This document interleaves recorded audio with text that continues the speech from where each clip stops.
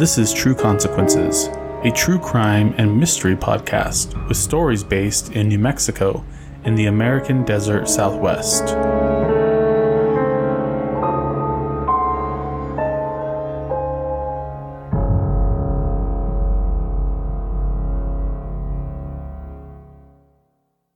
Welcome back to True Consequences. I'm your host, Eric Carter-Landin.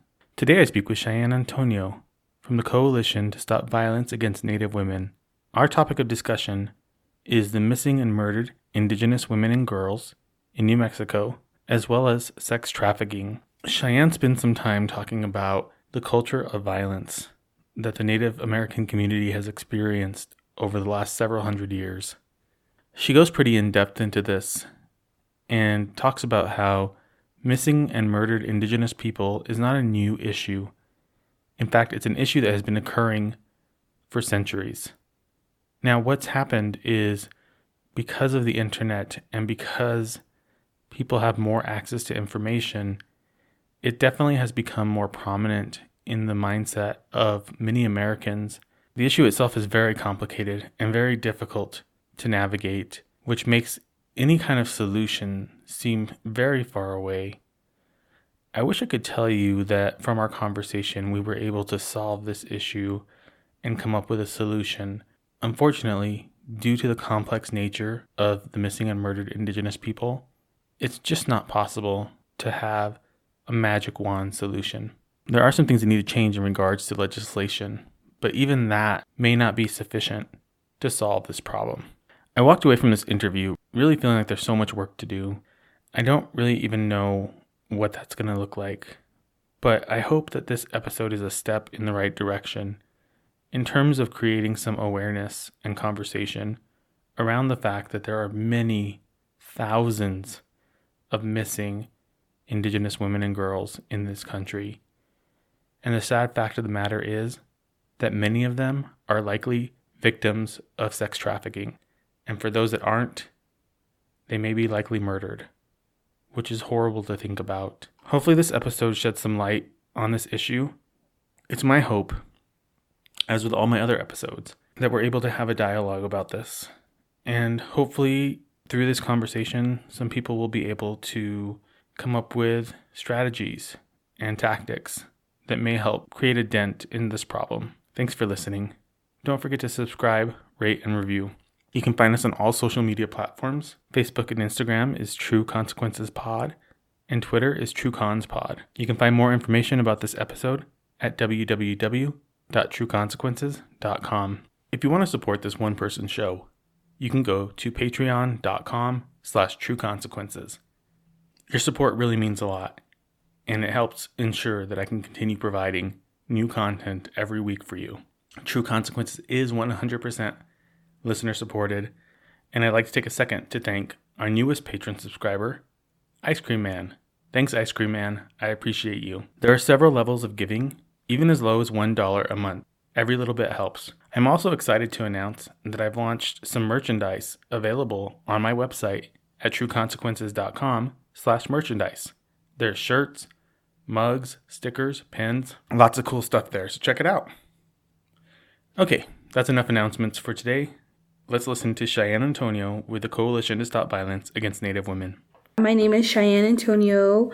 I'm Diné from the Eastern Navajo Territory. It's also known as one of the checkerboarded areas of the Navajo Nation. And I'm the sex trafficking project coordinator for the Coalition to Stop Violence Against Native Women. And what I do is assist all 19 Pueblos, 2 Apache nations, the Navajo Nation, Ute Mountain Nation, Ysleta del Sur down in Texas. As the sex trafficking project coordinator, I assist policy advocacy, technical assistance, support, and overall education around sex trafficking, and now tying that into missing and murdered Indigenous women. And so I've been doing this work for about 3 years. It's definitely one of the hardest jobs I've ever had, but it's also a passion. With MMIW, are also known as missing and murdered Indigenous women and girls, and also our Two-Spirit relatives, our LGBTQ2+ relatives, who also are in need of justice, as well as women and girls, in the ways that I've gotten involved in this is just through my own experiences with my family and navigating what does justice look like, or if it even exists within our homelands. And the reason why I say that is because the missing and murdered Indigenous women and girls epidemic is not a new issue. This has been going on for 500 years in the ways that this country was founded, through violence, through genocide, ecocide, all these terms, but really just the erasure of Indigenous people. And we see that even now with our relatives in Mexico, to Guatemala, to Venezuela, to Bolivia, like Native people right now. Brazil, yeah, like we're all targeted, and it's the same old policies that this nation has forced onto us. And so, in really looking at this issue, it's international and it's beyond the borders, because now we even see young brown Indigenous children in cages, and that's not right, separating them from their parents. And we've seen that during the 1800s and early 1900s of the boarding school era, and children being taken away from their families. And we see it now in 2019. Just to tie that in, that it's continuous, and the only ways that we can come together is work together in solidarity, and to sort of like step away from what the U.S. wants us to think as far as like immigration issues and things like that. But really, the border is what divided us, and we worked together beyond borders. And so with that, just to add in some numbers, that homicide is the third leading cause of death among 10 and 24 years of age, and the fifth leading cause of death of American Indian and Alaska Native women between 25 and 34 years old. And with that, a lot of our homelands aren't able to prosecute non-natives. And so within federal policies that we're advocating for, such as VAWA,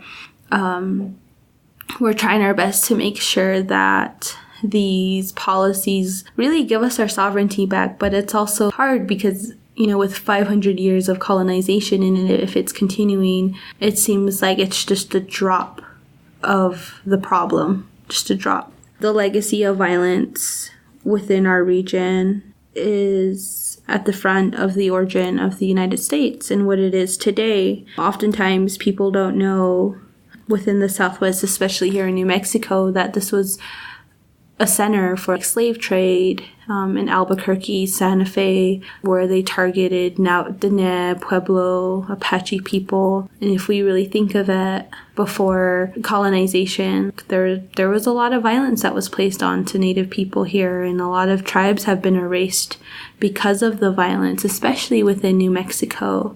And in learning all of this and just learning about genocide really and how it's continuous, like you see a lot of tribes slowly coming back and re-grounding themselves in their culture and really learning how to take that on and using that as a way of healing and providing a guidance for families who go through this sort of violence. Mm-hmm. Within our families, we oftentimes see that the violence is normal because of this impact of... I think what you're saying is that people, Native peoples have been exposed to this type of generational violence for hundreds of years.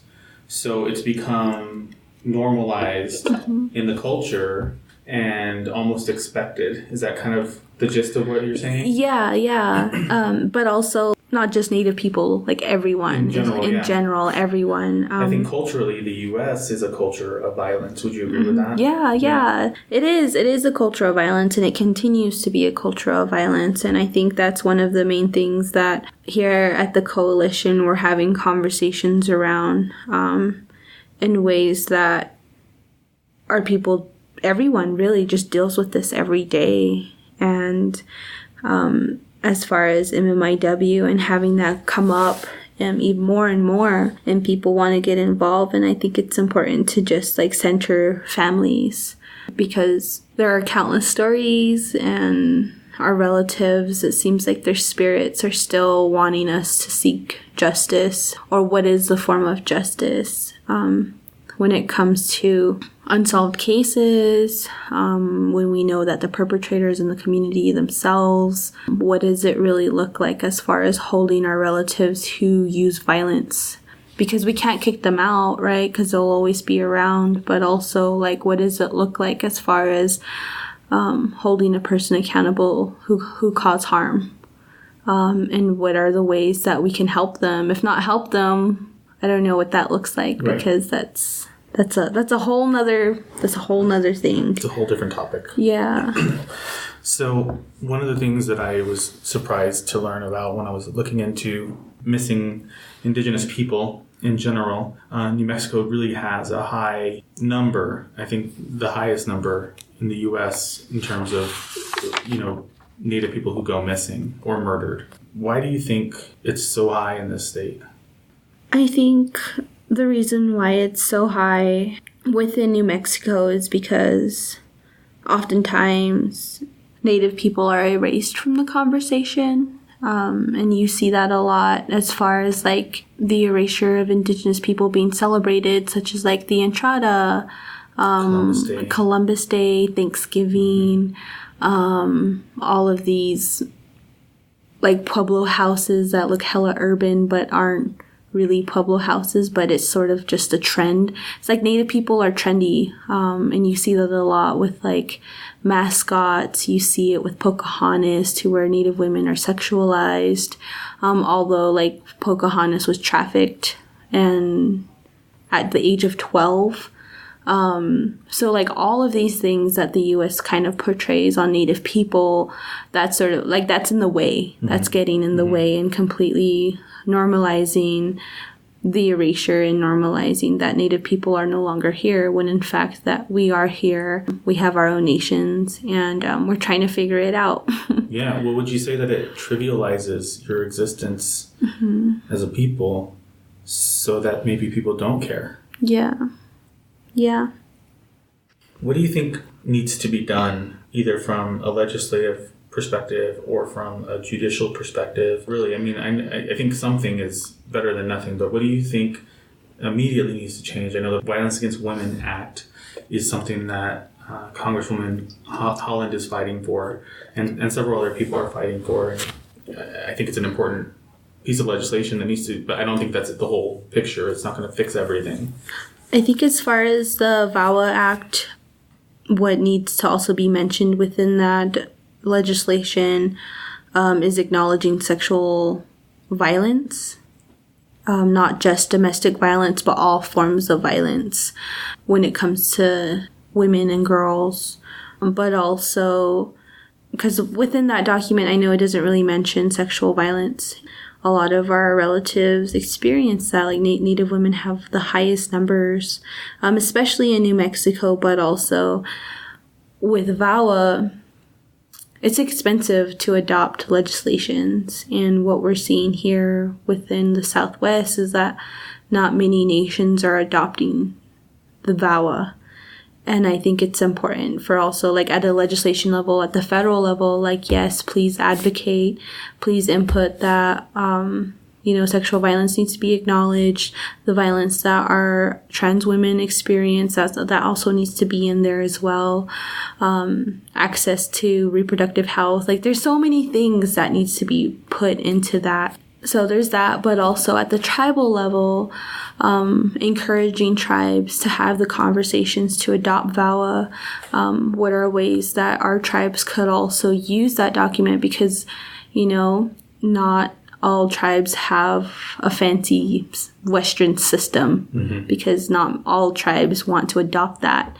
And so just initiating that conversation of, like, what does it look like to really protect your people? What does it look like to making sure your people have access to therapy, to have access to cultural teachings and knowledge? And I think that's also an obligation that our representatives need to have, and as far as like making sure that our nations are protecting themselves. But then it's complicated. It's a very complicated issue. Yeah, and it's very complex, because I hope our leaders know that the U.S. is also a culture of violence, and that the U.S. is also a part of the problem when it comes to our international relatives, our international Indigenous relatives, such as like what's going on in the South right now, in Bolivia, in areas in like Mexico and like What are ways that we're coming together, but also not having that power and control that the U.S. is solely hanging on to.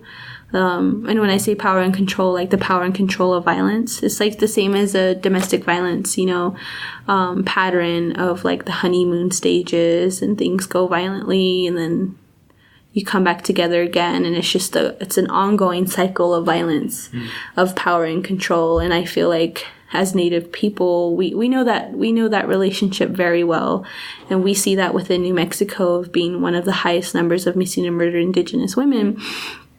And the lack, I don't like to say the lack of, but really the lack of prosecution, the lack of all these other things, these tools, these Western tools that aren't being taught but are like forced, and are, how do you navigate that? How do you navigate when you're missing or murdered, like relative goes missing or murdered, and you have to go through this system that isn't trauma informed, doesn't really know how to work with people of color, especially poor people of color, and you see that more and more. Yeah. And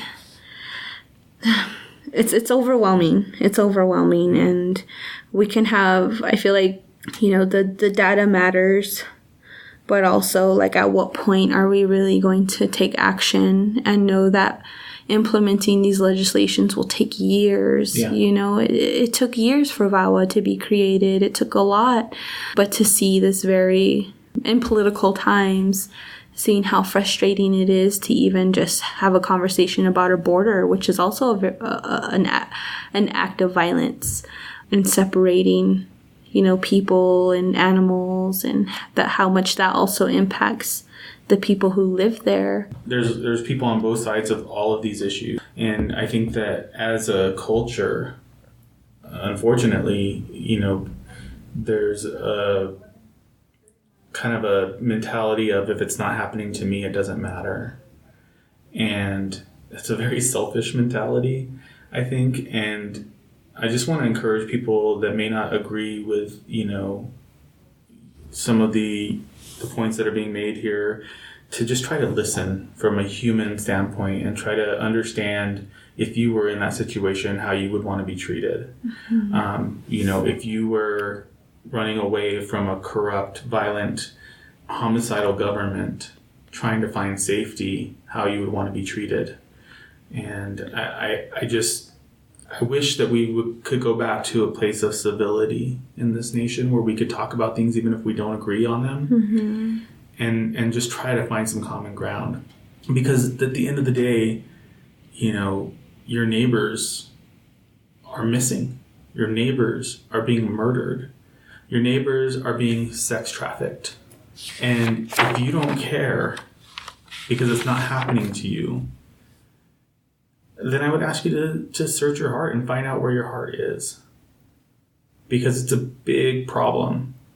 It's a huge problem in this state. And just saying, oh, it's too complicated, or oh, I don't know what to do, is not enough anymore. Ignoring it isn't going to make it go away. So, I would just ask, if you're on another side politically from some of these topics, to just try to put yourself in the shoes of somebody who lost their mother or their sister or their aunt, and they don't know where they're at. Try to put yourself there as you're listening to this. Yeah, it's a tough conversation, because this is happening to children. It's happening to children. It's happening to, and that's one thing. Like, it's inhumane to target children. Mm-hmm.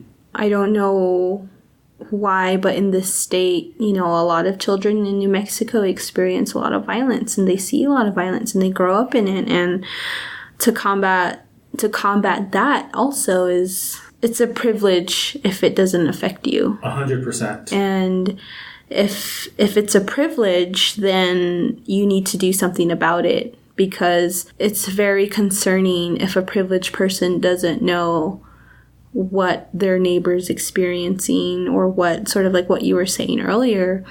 Because, if it doesn't affect you, it's going to affect someone down the line. because violence has no boundaries. And now in 2019, I can't believe we're even in this state. But violence doesn't see color. Violence doesn't see economic status. Violence doesn't see political party, political affiliation. And inaction is what has landed us in this mess. I think all in ways to combat this is just being a good relative. And it's not hard. What does it mean to be a good relative? What that means to me, as far as being a good relative, is, and what I say is, like, it's easy to be ugly. It's very easy to be ugly. But in order to be kind, and have respect and just looking out for your community, that's being a good relative. If you see a relative on the streets and it's cold, if you have an extra jacket, because a person should not have 20 jackets like that. That's a lot.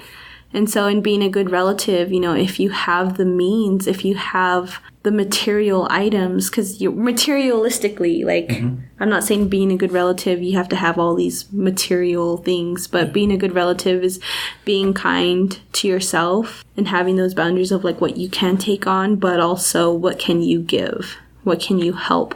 And at least making sure that someone is warm, someone is fed, the basic needs of a human person to survive, and what are the ways that you can provide help for that person. I feel like that's being a good relative, is really just being a human being first and foremost, like regardless of your politics, regardless of your race. That's a well-stated point. Kindness, it can go a long way to make a difference.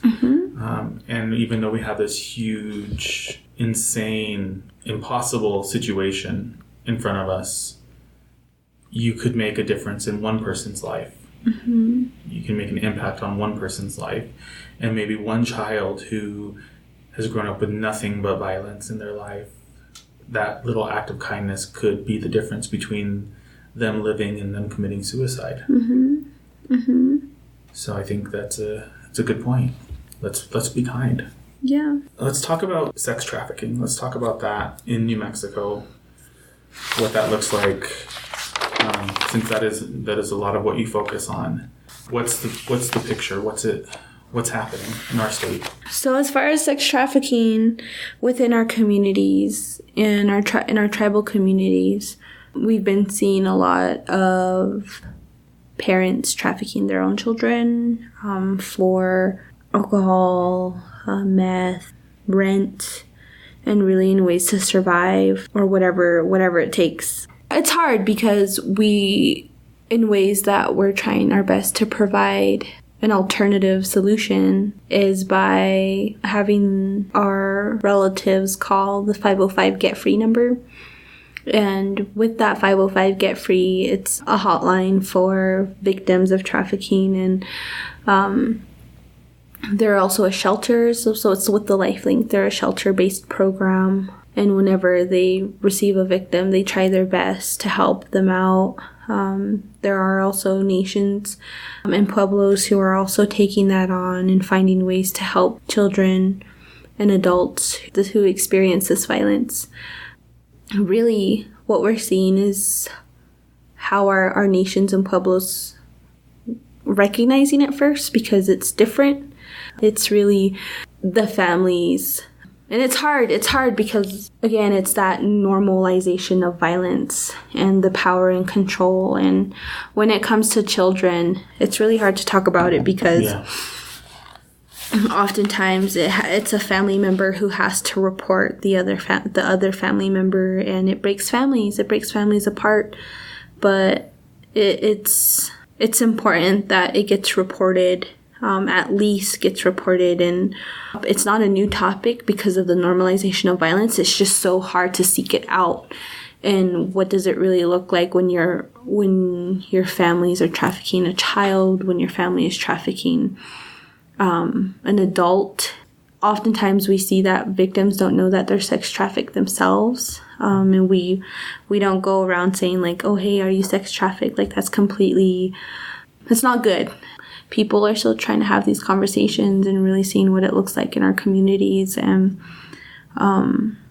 we are aware of nations that are taking action on it and are providing tribal codes on it. Speaking of VAWA, Santa Clara is actually one of the pueblos that's sort of adopting it and has the ability to grow from it and really figure out ways to see how VAWA is helping their pueblo. And I think that's amazing. But as far as like sex trafficking, oftentimes too, we see it happening in border towns. So such as like Gallup, Albuquerque is a huge border town, and also a hotspot, because we do have two of the largest interstates that cross past us. But also along the interstates, there's our nations and our pueblos. And so we have heard a lot of conversations happening around trafficking in tribal casinos and hotels, and what does that look like as far as like the relationship with the FBI. And so really sex trafficking and how we see it here is that it's testing all of these governments, because as a state, it seems like the state has, resources such as like high investigation and investigating technology and all these different tools to combat it, but forensics and all these teams and all these amazing services to deal with the problem. However, the victims, the victim side of it, the trauma informed, the shelter part of it, the healing part of it is not taken as serious as the getting the bad guy. And state and federally, sex traffickers don't even get that much time. It's like 3 to 5 years. That's insane. And traffickers are smart, right? They're smart. They study. They know that it takes 2 hours on the tribal res to get anywhere. It takes, there's hardly any phone signal. Our own families, the people who cause harm in our communities, they know that. Probably even grew up with the violence because it's so normalized. But as far as like getting help, it just seems like all these legislations that are currently in the works right now, we don't see it. Right. Well, and I think that's something that a lot of people may not understand is there is a level of autonomy in the tribal nations to operate in the way that makes the most sense for the tribe.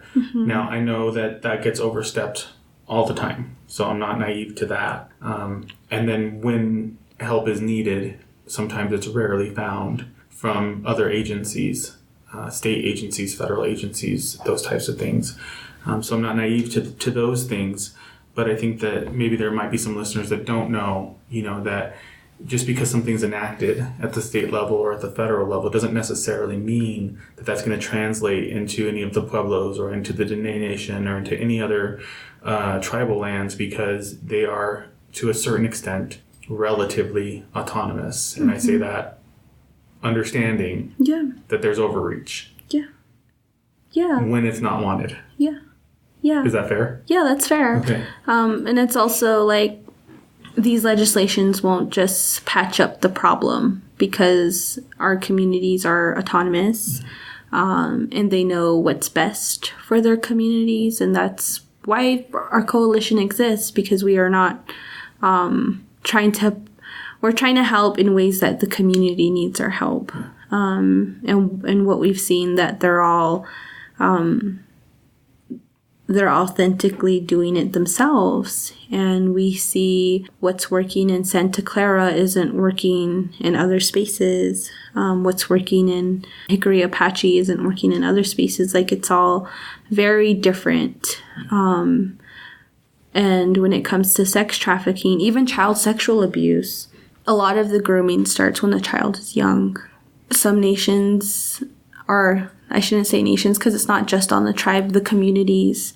Our communities aren't ready to have those conversations. And I think it's important that at whether it's the state or federal level, that they support our communities who are trying to figure out what's going on. And, we've seen that with Ashland Mike. There's a lot of initiatives that came out, unfortunately, under those circumstances. However, like, the Amber Alert system isn't fully set up yet for Navajo Nation? What does it look like as far as the Amber Alert systems communicating with with the community on the ground? And what does that response look like? How are communities having these tools and resources provided for them and by them? And that's only one part of the solution, right? When it comes to children.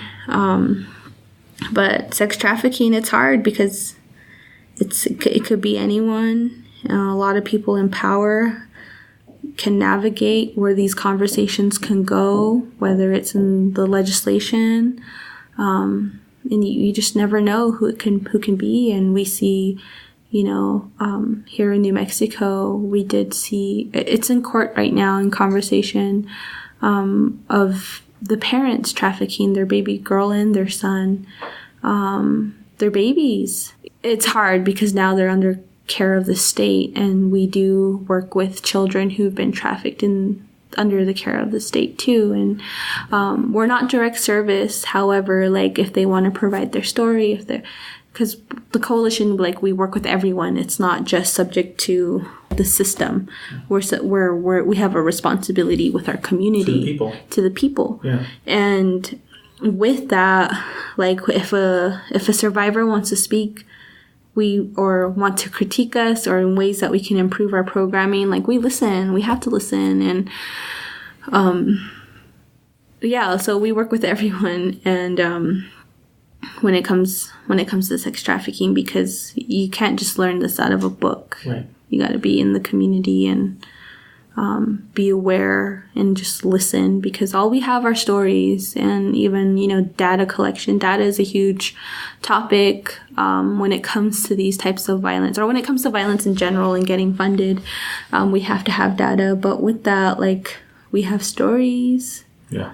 Not many, we don't want to consider our relatives as numbers. That's not really our way. Our way is just to hear them out and figure out ways to make it better for them. But as far as like services and resources, New Mexico is in need of all of those things, especially our children. Like there is no sex trafficking children like shelter, or just a shelter that focuses on sexual abuse for children. New Mexico right now really needs to work on that. That's a good point. And I think, I don't mean to cut you off here. No, it's okay.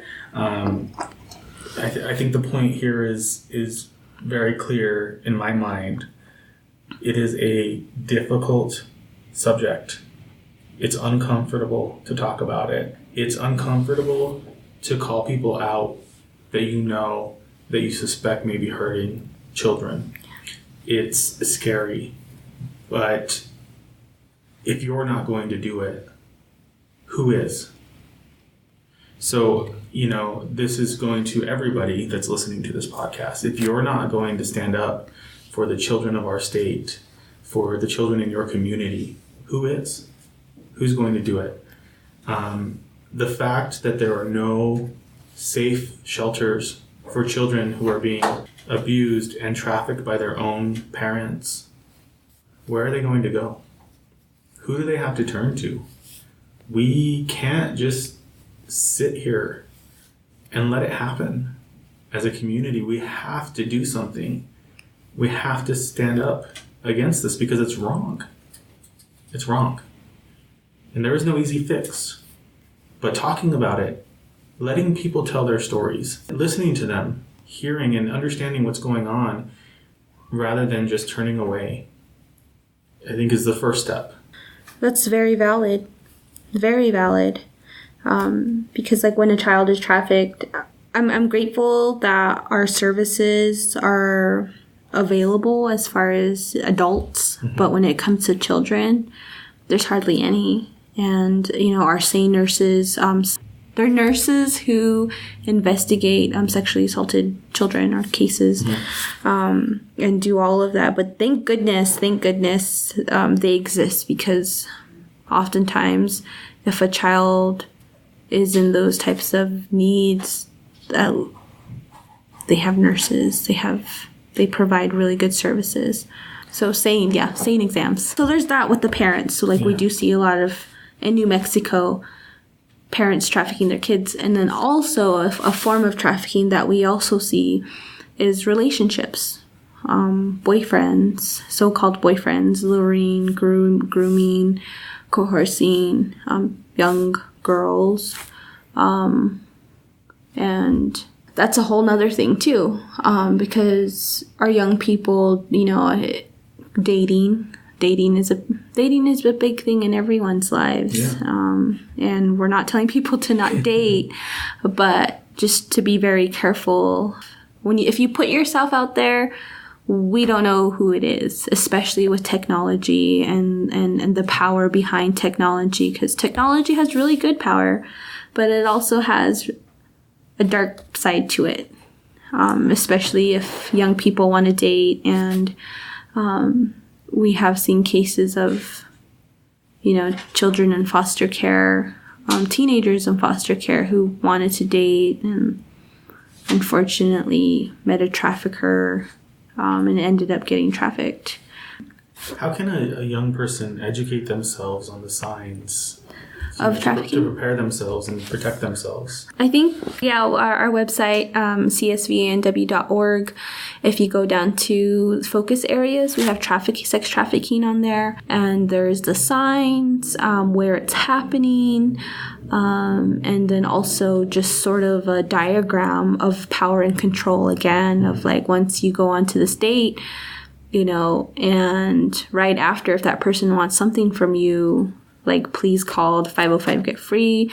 But also within that too, the response of law enforcement is really out of our hands. It's out of everyone's hands. And law enforcement really needs to be educated about this as well at a human level, not at a Liam Nelson trying to take over everything, but like at a human level of understanding how to work with young people. Law enforcement just needs to learn how to work with victims. We need law enforcement. We need them. We need them to protect the people that can't protect themselves. Mm-hmm. But in order for that to happen, they need to understand what's happening and what those people who need protection are facing. Yeah, we need them to be in the international district. Yeah. We need them to stay there, not, in other spaces, like, because we see here in Albuquerque, the international district, highly neglected. It's a hotbed for sex trafficking. And it's, sex work and drugs. Mm-hmm. We need them to take these traffickers down. Yeah.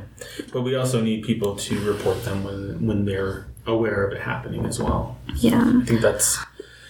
I did see this case when was it, like last year? I have it here in my notes. Trafficking victim who was chained inside of a house in the international district, and she called the cops. And the cops, APD, ended up not responding in the ways that they should. They were supposed to respond to the victim. Rather than responding to the victim, they saw some cars that were stolen outside. They reported on the stolen cars rather than actually getting to the victim. And so in that case, in the gaps that we see, we need law enforcement to really I know it's hard because I'm not law enforcement, but to really do their job. If a victim is calling you, please go to the victim. Mm-hmm. If a victim needs help, please report it. Don't try and look for stolen cars, look for stolen goodies, because right after that happened to her, right after the cops didn't go to her, the trafficker came home, knew that she called the cops, and ended up almost killing her. She got beat up, and she was held in hostage for 2 weeks. Oh my God. Right after that. And so, that's a big gap of ways that law enforcement really needs to do better in protecting trafficking victims. But also, if they don't want to respond to law enforcement, maybe just calling 505 get free, because that hotline number exists for a reason, and they do have advocates on standby. And there's also the First Nations East program, which is sort of like the aftercare of sex trafficking. And there's also the CARES program that they have that's in crisis. So if they want to get away or if they need help filing for or even calling the cops, there's like steps they can take at First Nations, which is also located in the International District. The 505 Get Free hotline, is that 24 hours? Yes. Okay. Yeah. A part of the Sovereign Bodies Institute report that came out on missing and murdered Indigenous women.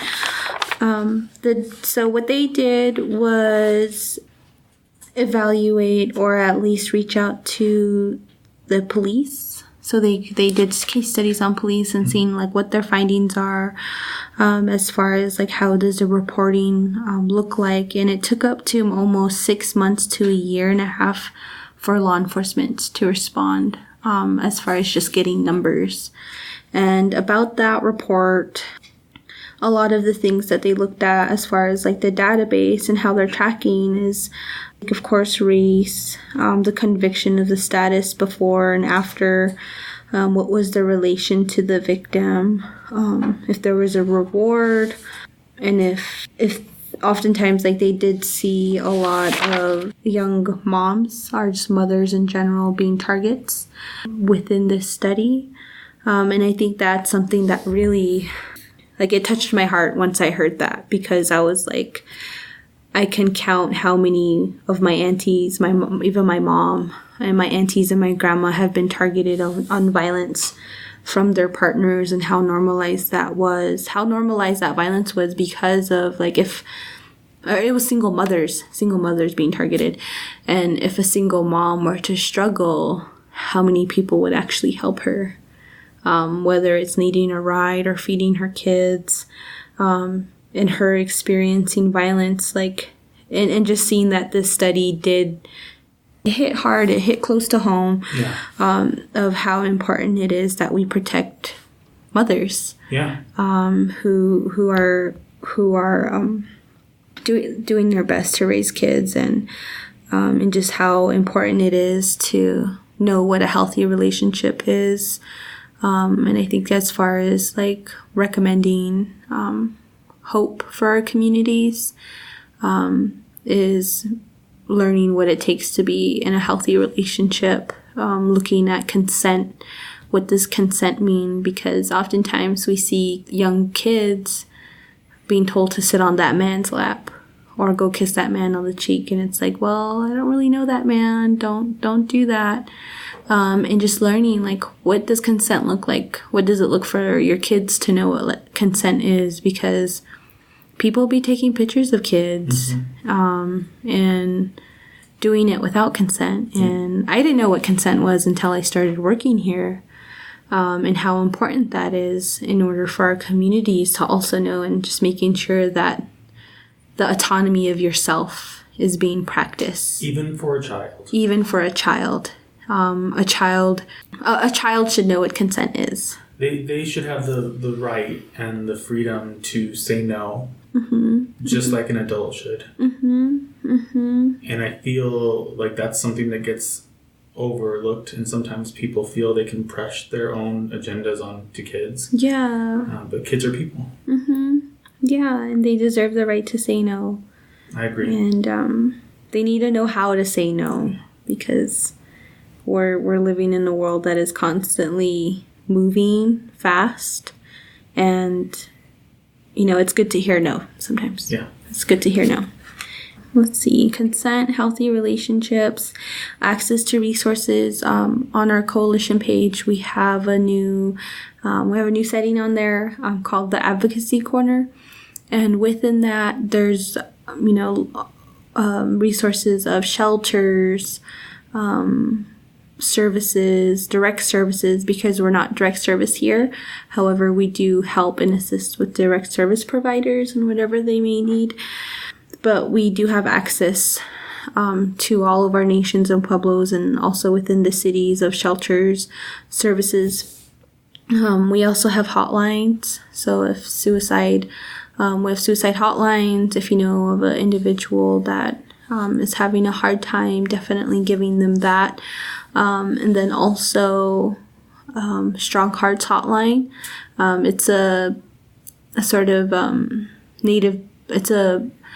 It's native specific, but it's open to anyone. But for an individual was struggling in the checkerboard region, that hotline would be able to track and see what services near that area is willing to help. Because oftentimes, like, if you call a hotline and they're like, oh, that's not in our jurisdiction, hang up.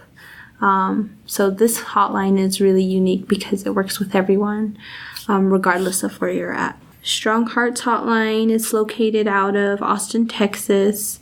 It was created through the National Indigenous Women's Resource Center, which is located in Montana.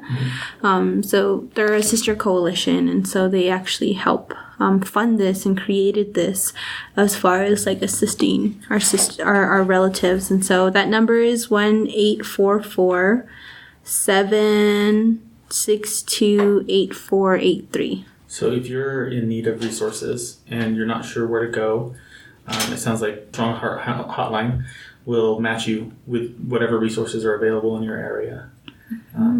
So that'll be good. We also have Intimate Partner Violence Hotline, CYFD. And all of this is on your website? Mm-hmm. Okay. Mm-hmm. A part of the conversations that we're having as far as trafficking children is oftentimes we hear child prostitute, we hear the child had sex with this person, which is very disheartening and inhumane because children cannot consent to sex. And we often hear that as sort of like rape culture of child prostitution and how often that gets in the way and completely normalizes again dehumanizes children. And we hear even like adults within this field say child prostitute, when in fact like that's very inhumane, dehumanizing children. And I just want to put that out there that if you hear anyone saying that, like, please correct them, because words matter. You can't normalize the sexual assault of a child. It's not okay. Words matter. Mm-hmm. And we see that a lot, like, within rape culture, especially with the whole case with, like, R. Kelly and targeting young Black girls, and how oftentimes, again, dehumanized. And when just the conversation about R. Kelly comes out, like, he targeted children, he raped children, and it's important in the way that we talk about these instances and these events in the state of violence. When we talk about the state of violence, we have to be careful with what we say because it could go a long way. And if the listeners of R. Kelly can really like see what he's done, he's a rapist. Yeah. He's a trafficker. He's a child molester. And he's a child molester, child rapist. It's important to making sure that we use the proper terms. We call it what it is. We call it for what it is and not say child prostitute and normalize it. We call it as the rape of a child. I'm glad you brought that up. Thank you. Anything else that you want to share with my listeners? Any final thoughts? Please take care of yourself. I know we've talked about a lot of this is a very uncomfortable topic, but in order to move forward, in order to grow and just keep the conversation going, we're going to have to be uncomfortable.